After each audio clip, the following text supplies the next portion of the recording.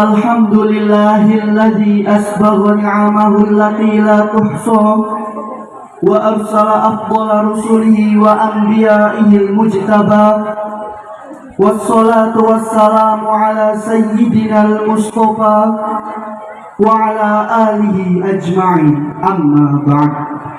Al-Mukarram, pembina Pondok Pesantren Khas Kompek Cirebon, Bapak Profesor Dr. Kiai Haji Said Aqil Siroj MA, yang kami muliakan Pengasuh Pondok Pesantren Khas Kompek Cirebon, Bapak Kiai Haji Muhammad Mustafa Aqil Siroj, Bapak Kiai Haji Ni Aqila Aqil Siroj, yang kami hormati Bapak Kiai Haji Muhammad bin Ja'far, Bapak Kiai Haji Ahmad Zaini Dahlan, dan segenap pimpinan Pondok Pesantren Khas Kompek Cirebon.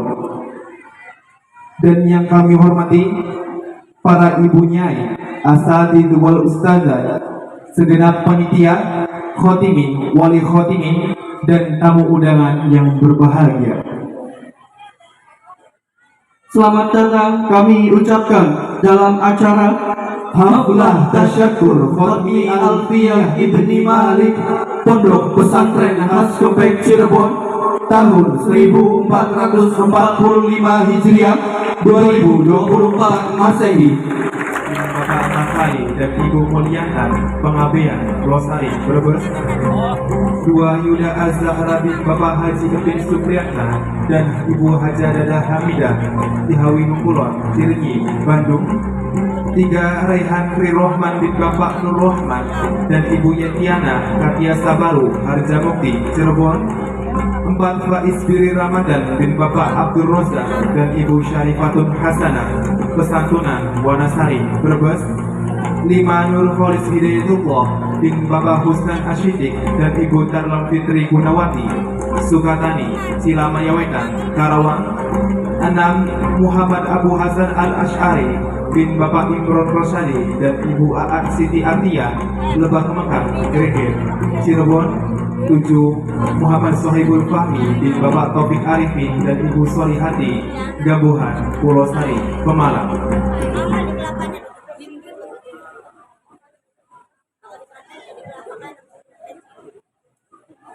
Bismillahirrahmanirrahim.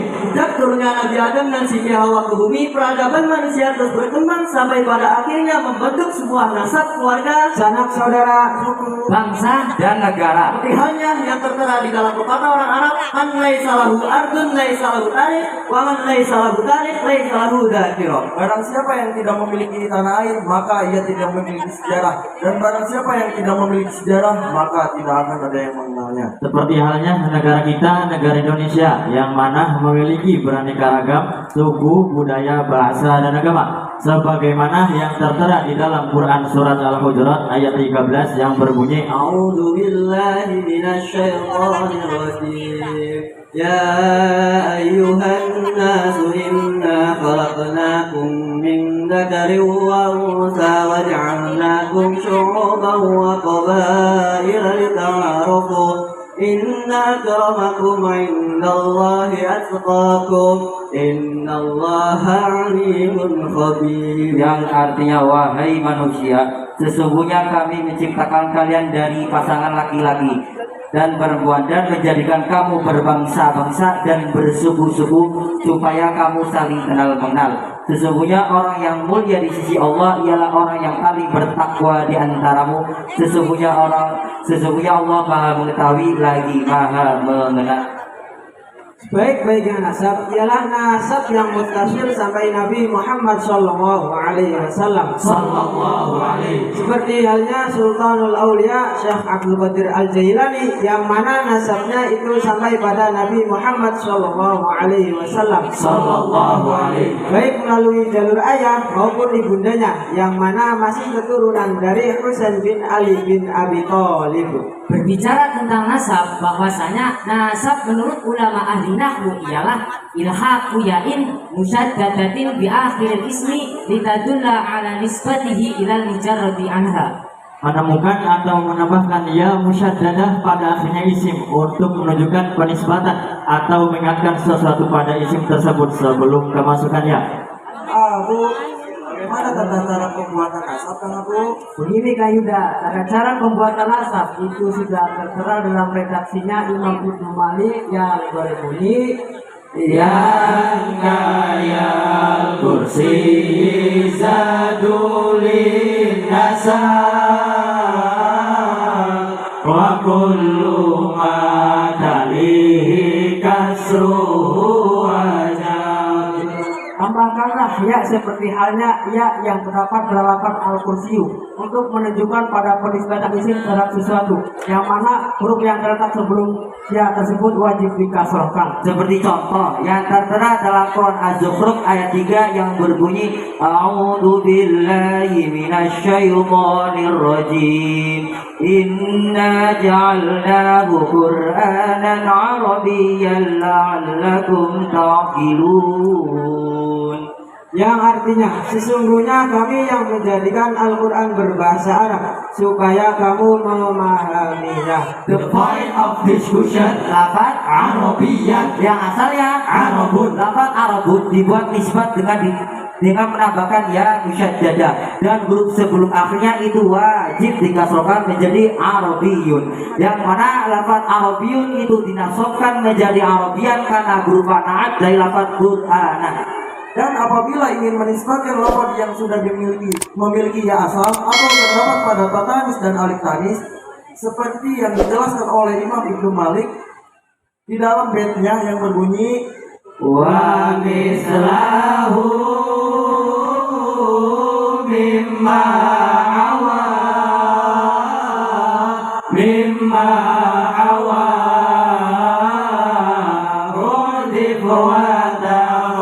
difawata tanisin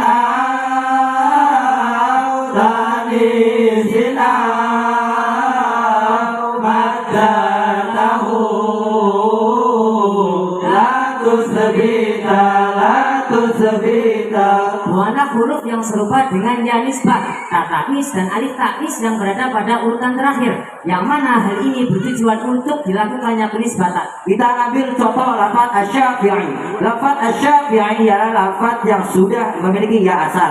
Oleh karena itu, apabila lafaz asy-Syafi'i ini dijadikan nisbat, maka harus membuang ya asal tersebut dan mendatangkan ya nisbat dengan tujuan untuk mencegah dari berkumpulnya tiga ya.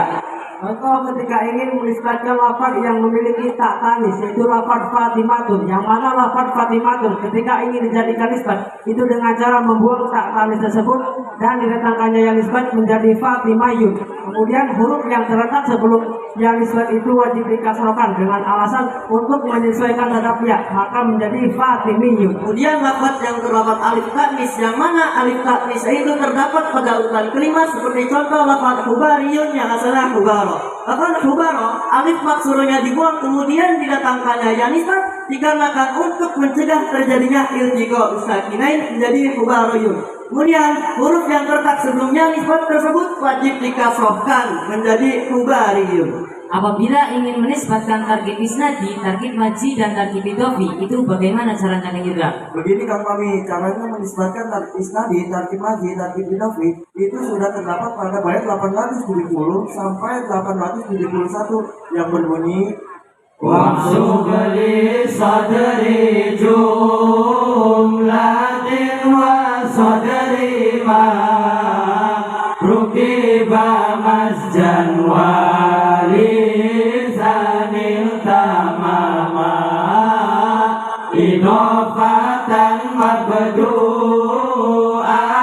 bibnin awwab awmalahu ta'rifu bisani wajab. Bait tersebut menjelaskan bahwasanya ketika ingin menisbatkan terhadap tarkib isnadi itu dengan cara memberikan nisbat terhadap lafaz yang pertama, seperti contoh apabila ada orang yang bernama Bariqun Nahruhu, maka apabila nama tersebut ingin dijadikan nisbat itu dengan cara diberi nisbat pada lafaz yang pertama dan membuang lafaz yang kedua, maka menjadi Bariqiyu. Menisbatkan dengan cara memberi nisbat terhadap lafaz yang pertama itu juga terjadi ketika ingin menisbatkan lafaz yang menisbatkan Arab tarkib masih, seperti contoh lafaz hadro mautu yang menjadi hadriya mauta. Akan tetapi ketika ingin menisbatkan tarkib idhofi yang diawali oleh lafaz ibnun, abun, umun atau bintun itu dengan cara menisbatkan pada lafaz yang kedua. Seperti contoh lafaz Aba Bakrin. Lafaz Aba Bakrin ketika ingin dijadikan nisbat yang diberi nisbatnya itu lafaz yang kedua, yakni lafaz Bakrin yang diucapkan menjadi Aba Bakriyu. Oleh karenanya tidak boleh diucapkan Abiyu Bakrin. Ketentuan di atas juga terjadi ketika ingin menisbatkan pada tarkib idhofi yang mana mudhofnya itu dimakrifatkan oleh mudhof ilaihnya. Seperti contoh lafaz gulamu zaidin. Lafaz gulamu zaidin ketika ingin dinisbatkan itu dengan cara diberi yang nisbat pada mudhof ilaihnya yakni lafaz zaidin, maka menjadi gulamu zaidiyin. Walhasil, kesimpulan dari bab yang tidak terangkan bahwasanya nasab digunakan seseorang untuk menyambung silsilah terhadap keluarga, suku, bangsa, dan negara. Ibrah yang bisa kita ambil tentang nasab bahwa keberhasilan hidup seseorang itu bukan diukur dari segi nasab, sebagaimana Habibullah Rasulullah Sallallahu Alaihi Wasallam di dalam kitab manapun, riwayat apapun itu tidak ada keterangan bahwasanya beliau pernah membanggakan nasab. Seperti syair yang tertulis di karangan Syekh Ja'far Al-Baghdadi yang berbunyi, Wa akrim bihi min nasabin Qaharahullahu ta'ala min sifa'il jahiliyah. Walaupun nasab Kanjeng Nabi yang paling mulia dan suci dari sifat tercela, akan tetapi Kanjeng Nabi tidak pernah membanggakan nasab. oleh karenanya Janganlah sesekali membanggakan nasab. bagaimana makalahnya Sayyidina Ali bin Abi Thalib, Laisal fata may yaqulu hadza abi walakinil fata may yaqulu hadza ana. Sesungguhnya pemuda itu yang berani berkata inilah diriku, bukanlah pemuda yang berkata inilah ayahku. Sekian, terima kasih.